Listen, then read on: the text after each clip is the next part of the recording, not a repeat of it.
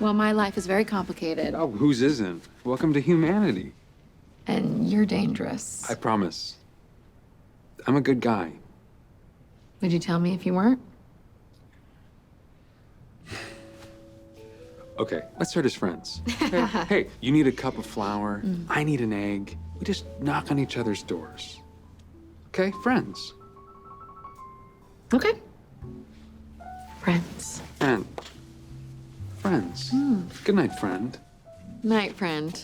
Hey everyone, I am Damian Holbrook from TV Guide Magazine and TV Insider, and I'm talking with Krysta Rodriguez from Hallmark Channel's Just One Kiss. And also from multiple Broadway shows. I believe there's an entire generation that I put you in the iconic Smash alum category as well. But now you're doing this, and I have been waiting for a full-blown Hallmark musical. We're getting closer.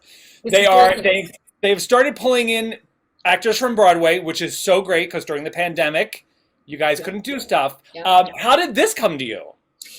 This came to me kind of just, it came across the desk in a way that things do. They just sort of show up and you decide, you know, is this something that I would be interested in doing? And it was just the beginning of this year. And I thought, you know, let me read it. Let me see what it is. And I just was smiling the whole time. I really enjoyed myself. I thought that this woman that they had created had real stakes that didn't feel forced, and I really liked that she was living a life that was sort of in flux, and she had to kind of find her way through that life, and I related to that very much. And then I knew there was going to be some singing involved for it. Now, originally, my character did not sing. There was actually many references in the movie where I was supposed to be tone deaf, and I was actually thrilled. I was like, great, don't make me sing, please.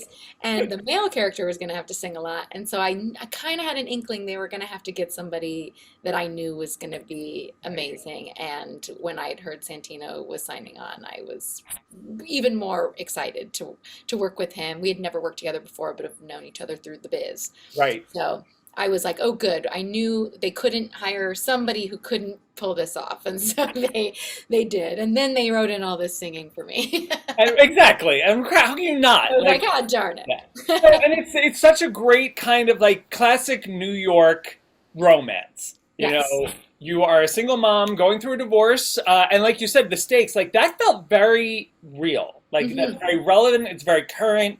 It wasn't sugar-coated. They're having a tough time with this. Their daughter is having a tough time with this. But your character, Mia, is a literature professor, which I thought was very cool also. And then she meets this dashing, but a little, I don't know, is it opposites attract kind of thing?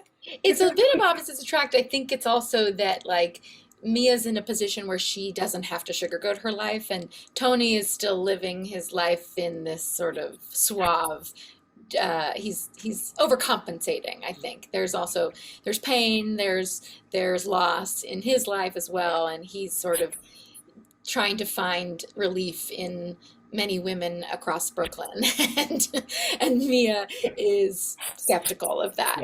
And I think what she brings out in him is his ability to drop that act and settle into who he knows he is, and she has to sort of be drawn out of her shell, and that's what makes romantic comedy interesting to watch, just to see how both people end where differently than they started. This is so great because, like you said, you had never worked with Santino. Then you get to Santino Fontana, you know. You get to perform with him. You get to sing these great, you know, classic standards, and also get to tell a story of these two characters that really, I mean, they felt pretty real. She was very relatable, I felt. Great. Very relatable. Because she didn't run into it blindly. Right.